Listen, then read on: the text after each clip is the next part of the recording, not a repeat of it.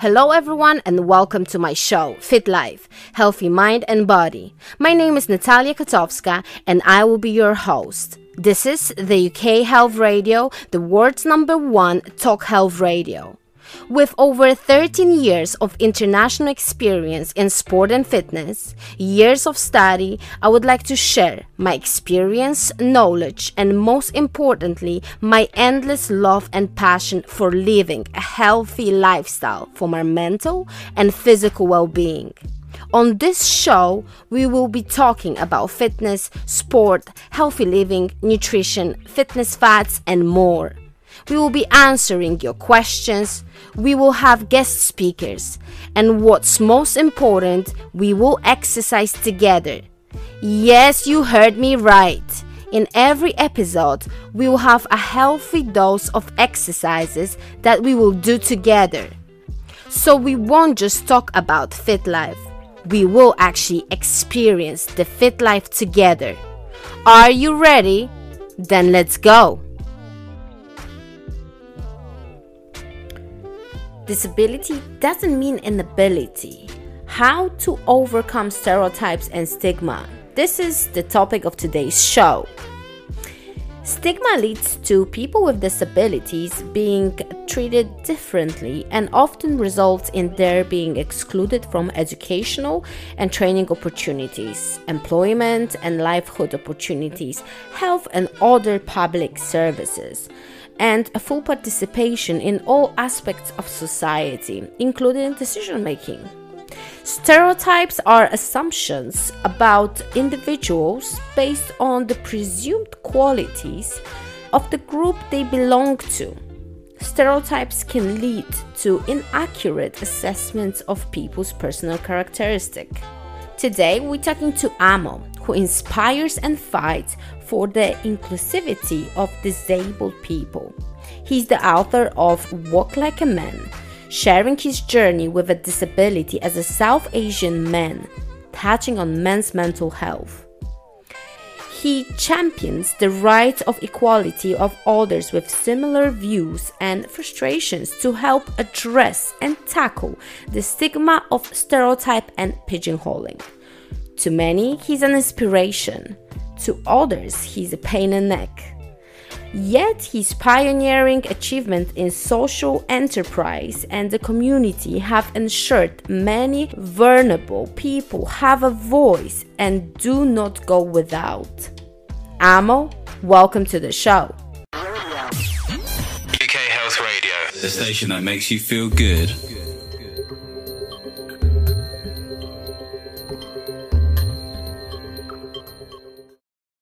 It used to be hard to find the world's most wonderful alcohol-free drinks. Not anymore. Whether it's a health thing, a lifestyle thing, or you're trying new things, make sure you save yourself from the guessing game of the supermarket shelves and shop with zerozilchzip.co.uk for the world's most carefully curated range of alcohol-free beers, wines, spirits, and more. Health Radio listeners can save 5% with the code HEALTH5. Visit zerozilchzip.co.uk or click our banner on the UK Health Radio website. Discover alcohol freedom with Zero Zilch Zip, because nothing's better. UK Health Radio, the station that makes you feel good.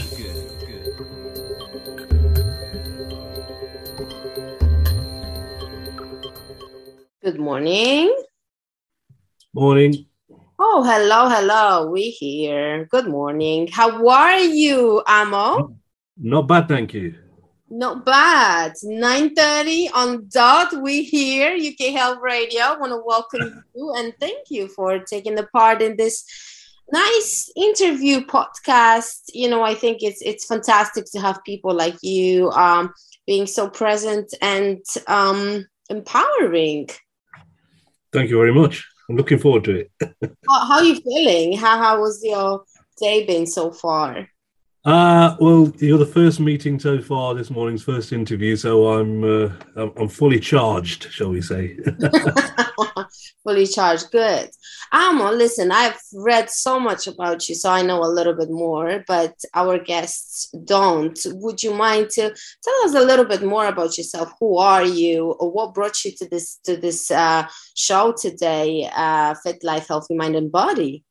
Okay, well, yeah, so I'm, my name's Amo Raju. Amo is short for Amajit, but most people know me as Amo. And I'm 53 years old, been in the UK all my life. I live in Derby in the Midlands.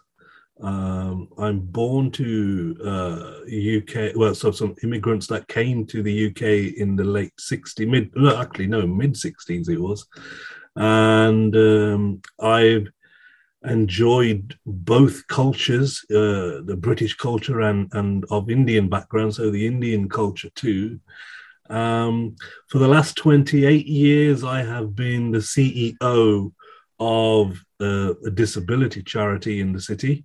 I'm one of the founding members of staff. Today, it's one of the biggest disability support services in the Midlands. And I'm married. I've got 3 children. I've got 2 grandchildren. I'm a disabled person. I have cerebral palsy down the right side of my body.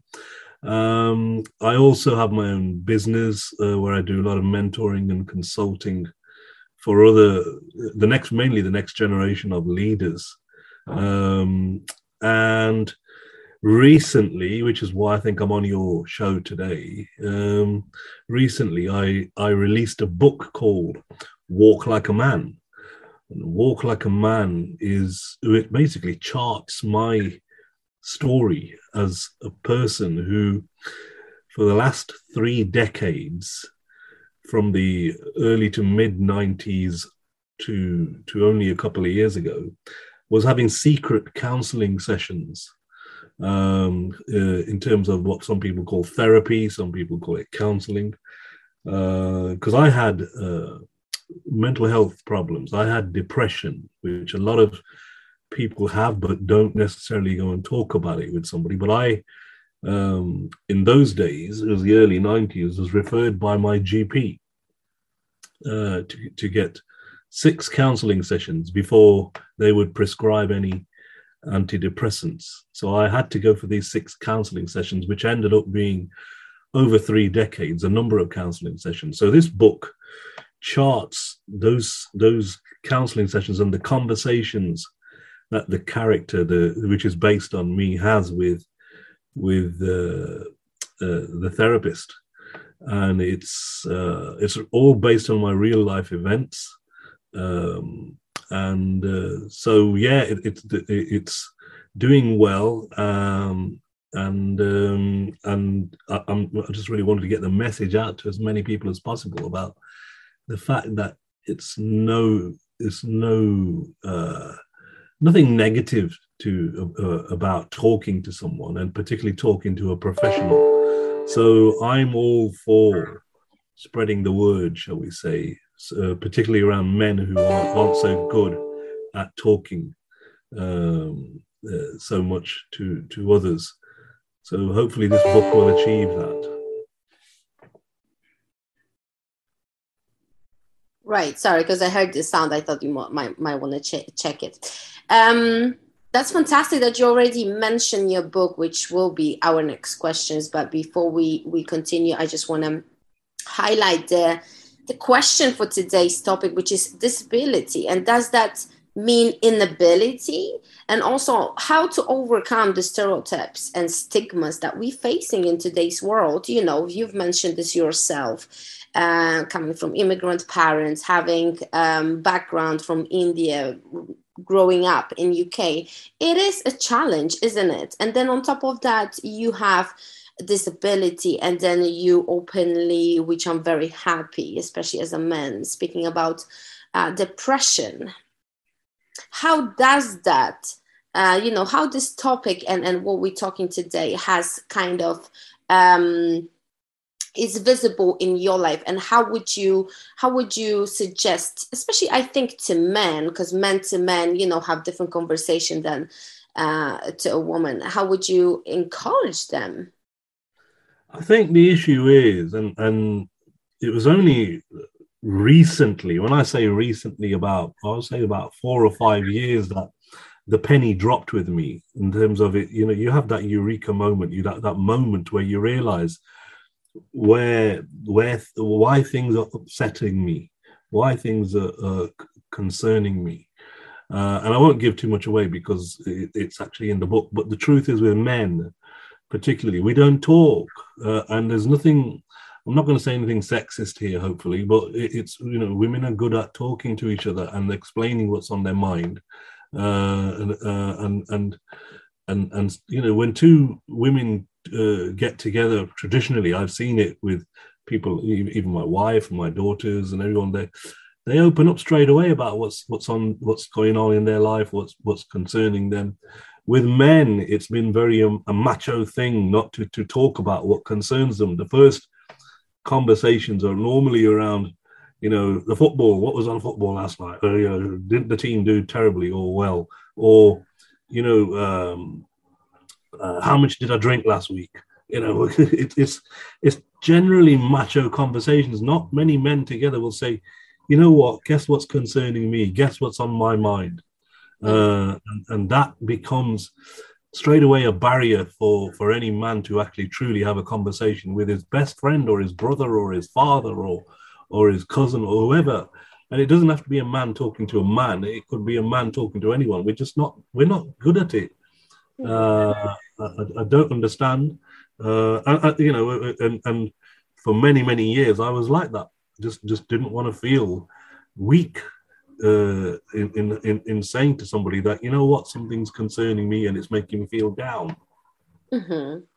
I mean, it's fantastic that you as a man actually are on the show and speaking about you going and taking the counseling or therapy session like you mentioned, because I think, you know, I openly say it, I've done it, I'm doing it, it's whenever I need it, because I rather prevent than find myself in a situation where I feel there's no way out. And there have been situations like this too. So I think whatever is that there to help you, it can be a therapy, or it can be sport, it can be writing a book or being very creative. But especially for men, it's very important to understand there is no shame in tears, no shame in being, well, not even weak, acknowledging your problems, your mistakes, your concerns. So I think it's very, very important to send that message out there for another men, that it's okay to feel at times maybe helpless or maybe searching for help, you know. So thank you so much for being here, because I think this is unusual. I don't have that many men speakers. We do, but we tend to have women, just like you said, they kind of tend to like talk more, which is obvious, but it's great to then have you know, a male representative speaking about mental health. Well, I say it's an important subject, and mental health, more than ever since the pandemic particularly, has become quite an issue for the population in general. And I don't want men to feel left behind. And you know, in my book, I've done it in such a way because, you know, mental health, depression is not a subject that people necessarily want to go on. So, you know what, I'm going to buy a book about depression. There's not many people that will go and do that, because normally people want to buy a book that's going to take them into a faraway land and into a break from their normal life.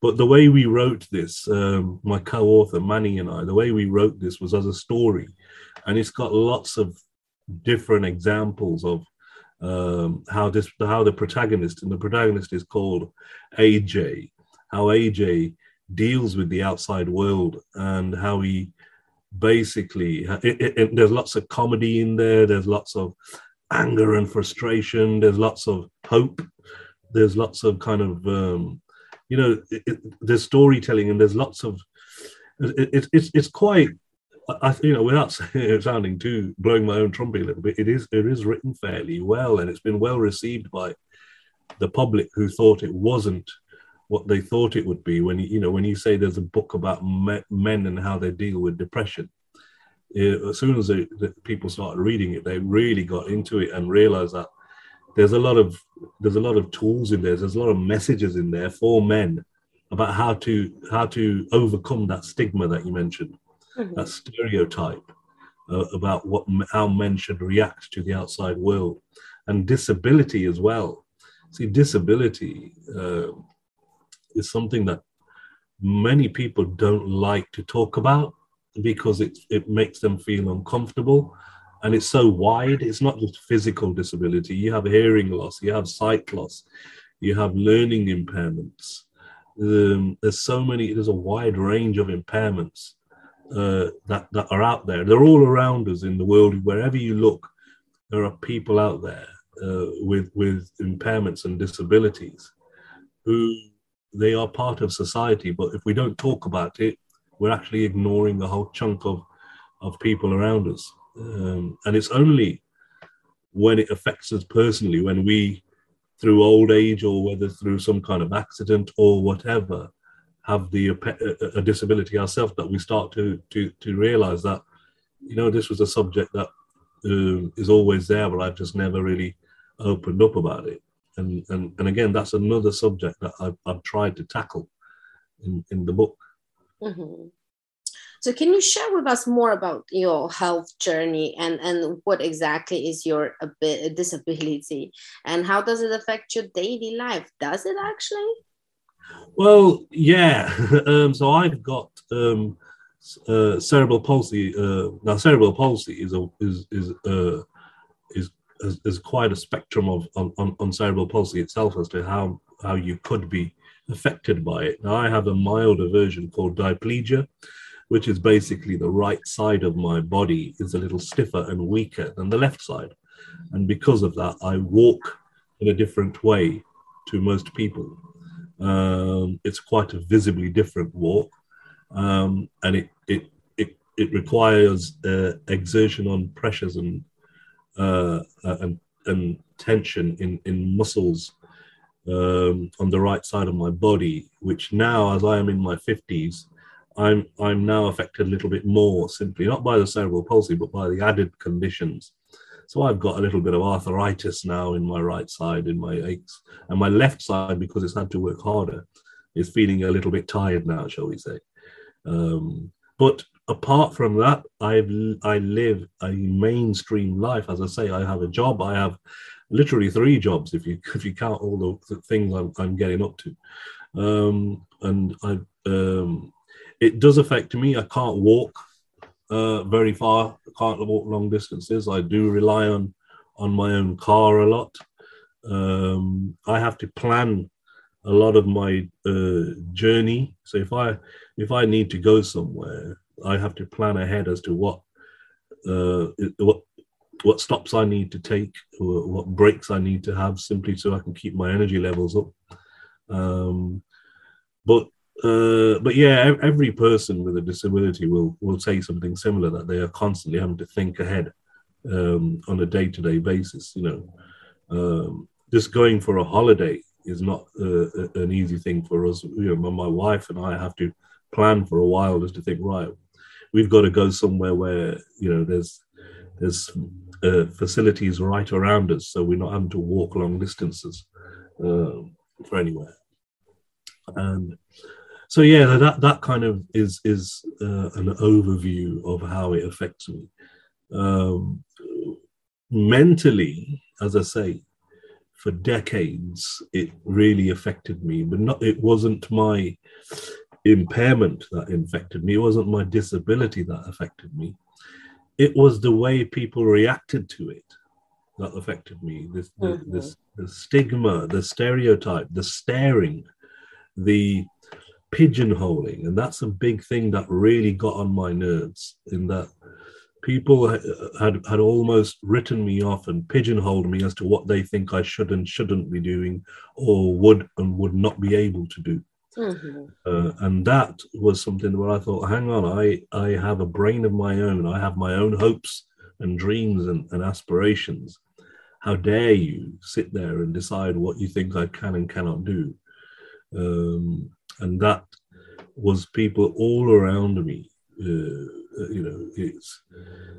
I was pretty much, I won't say written off, but to some extent, I was pretty much pigeonholed as a child to what they thought I could and couldn't do. I remember being in a doctor's appointment as a child, my father being told that he's probably not going to be able to drive because of his condition, drive a car. And I've always driven since the age of 17. I've always driven. So, and these kind of things, those kind of predictions that the professionals make can affect the confidence levels of somebody who's already going through something. Oh, definitely. So yeah, that is how society has reacted to my impairment is what got my back up, got me into a position where I was depressed. How can you deal with billions of people around you, one by one, who have looked at you and then made a prediction and made an assessment of what you can and cannot do. Based on, like I said, is that stigma, great that you said that. Unfortunately, we go to doctors, and I'm blessed, but I have several problems with my knees, and I had them since I was young, and I was said by doctors, you have to stop sport, you cannot do this, you cannot do that. Listen, I've done it all. I'm not saying I'm in the perfect condition, but I just look at him, and I remember growing up in Poland, we're pretty strict, and doctors are like gods. And I said to him, if I'm going to tell you to be a butcher tomorrow, are you going to quit your job? You're not going to do it because it's just your passion. So how can you tell that to me to do it? Let's find a solution. But for them, that was black magic. How dare I talk back or say, try to maybe even question his knowledge, And I'm like, there gotta be a solution. I don't understand that answer. Well, you can't do, I was studying at physical University of Sport. And I was like, I'm not quitting. There's no way I'm quitting. I'm going to finish it. I'm going to do it. And everything I do is based on physical activity, dance, sport, fitness, boxing. And I'm not saying it's perfect, but you know what? It's doable. It's doable. Absolutely. And you hit the nail on the head there, Natalia, by saying that we as the general public treat these professionals as gods to some extent. And that was something, even today, my parents who are elderly now in their 70s now, but even they still have this concept of treating professionals.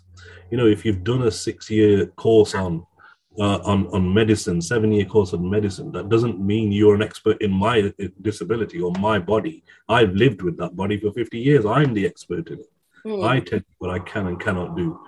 And that is today now, I'm confident enough to challenge any professional around me. I don't care what profession they do, solicitors, accountants, doctors, whatever. And I respect them for being experts in their field, but they're not experts in me. And that's something we need to understand, that we are the experts in ourselves. And nobody knows us better than ourselves. Our hopes and dreams must never be shattered just because somebody with a certificate on their desk has said it should be that way, and it shouldn't be. And what is that mindset that, just because something is difficult or maybe very difficult, why do we have to stop? Why can't we find a solution to it? Yeah, and you're right.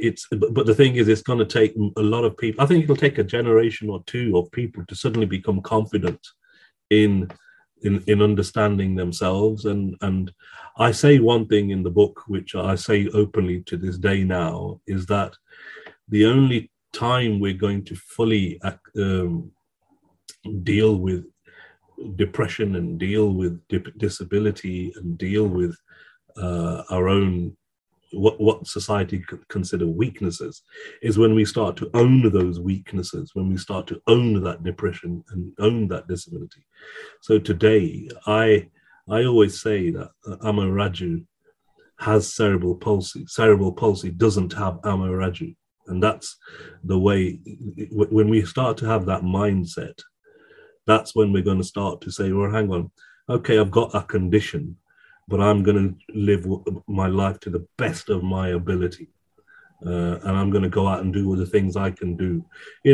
I've done things in my life, Natalia, that people say to me, most non-disabled people haven't done.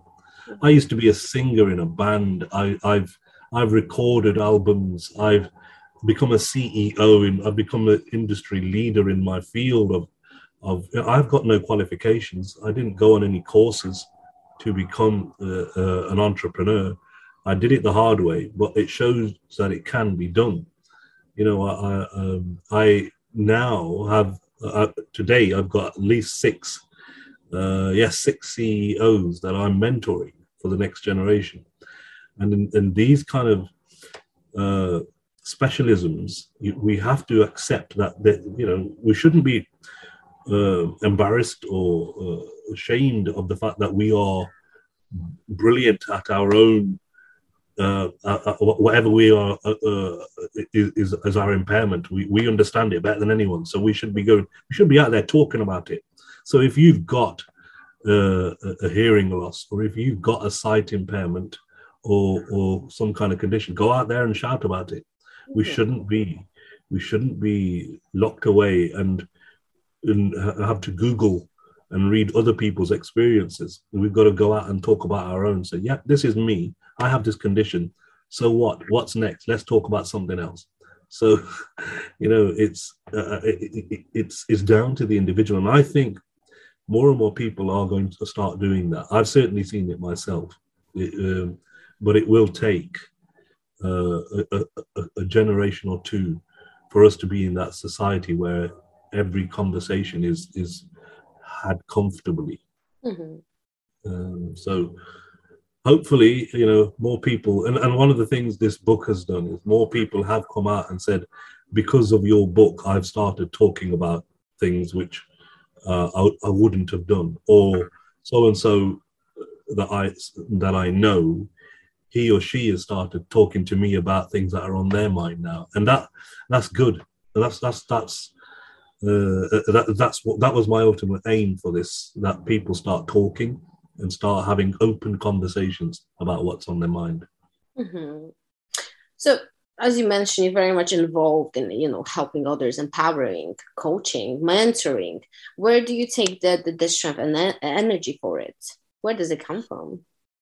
Well, I'm at that stage in my life now that I've built the businesses around me, and I've got a set of managers and managing directors in each of the companies that I oversee.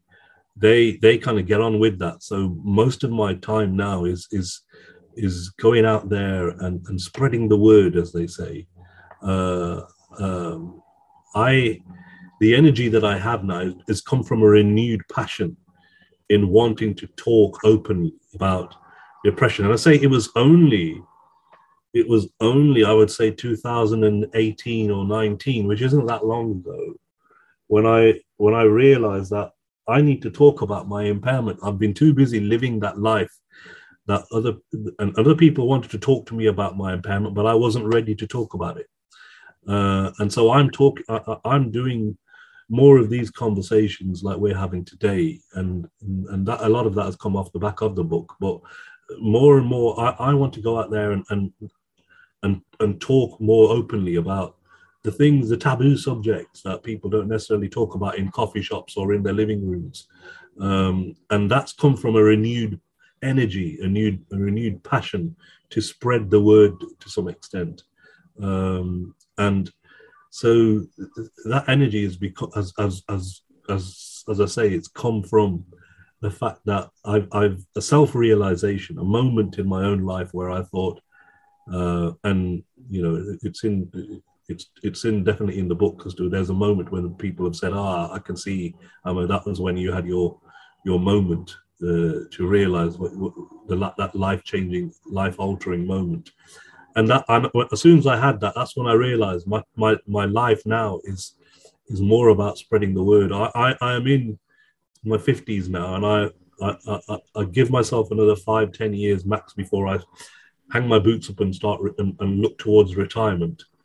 So my next few years, what I want to do now is go out and shout positively, openly about these subjects, which a lot of people don't want to talk about it. Men and women, not just men, but men and women don't necessarily want to talk about, because it's not been the norm for people to talk about these subjects.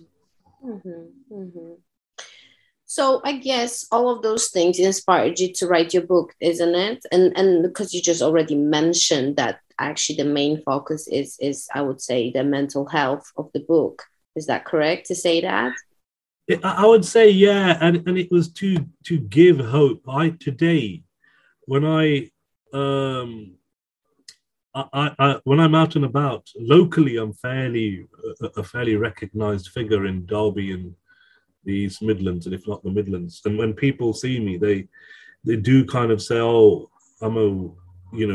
when we see you," particularly parents who have just had a child diagnosed with a condition. They say, when we see people like you, Amo, it gives us hope that our child isn't going to be written off. And so, that was one of the things that spurred me on. And a lot of people around me, the circle around me, they were the ones that were saying, Amo, your journey needs to be charted. It needs to be put into a book. And I just thought, yeah, people sometimes just trying to massage your ego and say, yeah, come on, Amo, there's a book inside you. And it's only, just before lockdown, I would say late 2019 and early 2020, when I wrote the first few chapters, that I realized, good God, yes, I do have a story, and maybe this might inspire others. And that's what I hopefully want to do. I want people to be inspired that not just disabled people, but also non-disabled people as well, because there's a lot of non-disabled people who are going through stuff themselves, and whatever's affecting them, whether it's relationships or whether it's careers or whatever, and just to hopefully give people hope that whatever you've got going on in your life, there is something that you've got in. And I think, everybody has a book inside them. They just don't realize. It's only when you start scribbling some notes on the paper that you realize, good God, I've led a fairly good quality life. I've led an interesting life. Maybe it might be of interest to somebody else. And if you're not going to write a book, some people might just want to write a blog. Some people might want to record a TikTok video or something. I don't know. It's just about getting your thoughts out there in the open. And I think that's what I think I'm doing to some extent, is in inspiring the next generation that, I consider myself a little bit of an old git now, but there's another generation. And I tell you what's happened, certainly in the last 6 months, since the book came out, I've had so many conversations with people in their 20s and 30s who are going through what I went through 20-something years ago, 20 plus years ago. And I'm thinking, good God, the world hasn't changed. They're still going through what I went through all those years ago. And so there is a need. But see, what they have now, which I didn't have, they have social media. They have the ability to connect with somebody on the other side of the world who is going through what they're going through. I was in a confined space. If I didn't have anybody in my inner circle who was going through what I was going through, and there wasn't anybody in my inner circle who was going through what I was going through, then it was kind of fairly a closed conversation. Whereas this generation has got loads and loads of people who have got something similar going on in their own lives, and they can connect with each other. So these people now are connecting with me left, right, and center, and having open conversations. I don't mind it. Sometimes people are messaging me through Facebook or Instagram or whatever, and just having a conversation saying, I've been through that, or I'm going through that, or I've got a cousin who's like this, or I've got so-and-so. And I think, that's good. You're having a conversation. And I didn't have that. I didn't have any of that when I was at that age. So I think, the world has changed for the better slightly, although the issues are still there that affect us all. So would you say your disability, why I'm saying, see, in my mind there's always ability. Disability word doesn't really exist. I'm saying this ability. Does your disability affect or impact your mental health? Would you say so? Not as much as it did. It doesn't. And I think I said this earlier.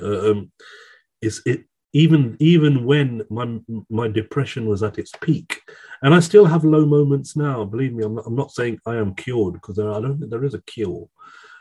Well, I call this a relationship with depression. I have a relationship. Sometimes depression beats me, and sometimes I give depression a good thrashing. And it's just a relationship we have. We have this ongoing symbiotic purpose where we need each other. And I tell you the strangest thing, Natalia. When I have my bouts of depression, that's when I am my most productive. That's when I have my eureka moments. Mm-hmm. That's when things suddenly, the jigsaw pieces suddenly go into place, and I realize, gosh, right, I know what I need to do. So I think, to me, depression is needed, and a lot of people say something similar, that it's part of them. There's no tablet on the planet that's going to get rid of it. It's just there, and I don't get depressed the way I used to. I get down, and I know what I need to do now. I have coping mechanisms, and for me, it's normally having a conversation with somebody, or getting stuck into something, getting stuck into a new project, and channeling that hurt, that pain, that anger. And I still, I as I say, I know how to manage it, but the society out there, outside my four walls, is still, to some extent, in the dark ages, where it does need to be reminded that I am a person before my disability. I am a person before my depression. So every now and then it does get me down, but I know how to deal with it. And that's just me. And there are a lot of people out there who haven't had that moment yet, which I've had. But equally, as I say, there's a lot of people who, once they've read my book or a similar book, or had some kind of inspiring moment, they do realize that they think they know what to do. And that's what I'm after. That's what I think is important. Depression's always going to be there. It's we all, no matter how fit and healthy we are physically and mentally, everybody has a downtime moment, a moment where they feel, gosh, I've had enough. I just need to recharge. I need to have a think about what's going on in my life. We all have that moment, and it's just how we cope with it, and how we manage that time. And so yeah, it does affect me. It does, but I'm more in control of it now, as I say. Yeah, I do agree with you in that I think the therapy helps a lot to give you tools, necessary tools to cope with those down moments. As you said, I do feel we all exposed to down moments, depression, and it's just how we came out of this, how we get out of it. It's like I box, so I always say it doesn't matter how hard you hit. What matters is how many times you get back up and fight back. And that's what, it comes and goes every now and then, even with the strongest individuals. Yeah. You've done so many great things. What's next for you in your life? You already mentioned a few bits and pieces, but anything exciting coming soon apart from your fantastic book? Well, I've started writing a column for the Disability Review magazine now. I'm doing a lot more of this, conversations like we're having today. I'm talking a lot more. The book is still fairly recently released, so I'm doing a few book fairs. I've got one coming up next month, and it's just as I say, this next stage in my life now, I'm out there hopefully spreading the word that and I'm having those conversations, whether it's a conversation with 5 people in the room or 500 people in the room, makes no difference to me. I'm still having those conversations, and so yeah, I'm just, as I say, I just want to spread the word a little bit, start talking about things, and using my profile to some extent as a disabled person as a disabled person with depression, start using that to society's advantage a little bit, and try and get the world around me. I can't change the whole world, but just certainly the world around me, start getting them talking a little bit more. And that's what I'm hopefully going to be doing in the next few months and years. I mean, it sounds exciting, sounds fascinating. To be honest, I think you're a fantastic male figure for anyone out there. Well, not just males, but, you know, people who want to do something but feel like, you know, disability means this inability. And I think we've proven with this conversation that it doesn't mean nothing, but just it's a little harder, that's all. And you have to overcome it. Disability is not inability, it's ability with challenges, with difficulties. And I think you've showed it how to overcome stereotypes and stigmas and certain problems. And I thank you for that. And thank you for this interview. I think it's great to have people like you speaking about it honestly in front of, you know, a big audience. So thank you. I thank you for inviting me on. As I say, it's a conversation that everybody needs to have in coffee shops, in living rooms, in the pubs, in the restaurants. When people are talking, they need to be open and talk to each other about things which, you know, yes, there are other things important in life as well, but we need to get what's on our mind, get that out in the open first, and then we can start talking about, you know, the other things that affect us in daily life. If we haven't got our mental health right, if we haven't got that balance, then everything else just goes out of play. We're constantly on catch up. We're constantly having secret battles in our head, which eventually get the better of you if they're not addressed.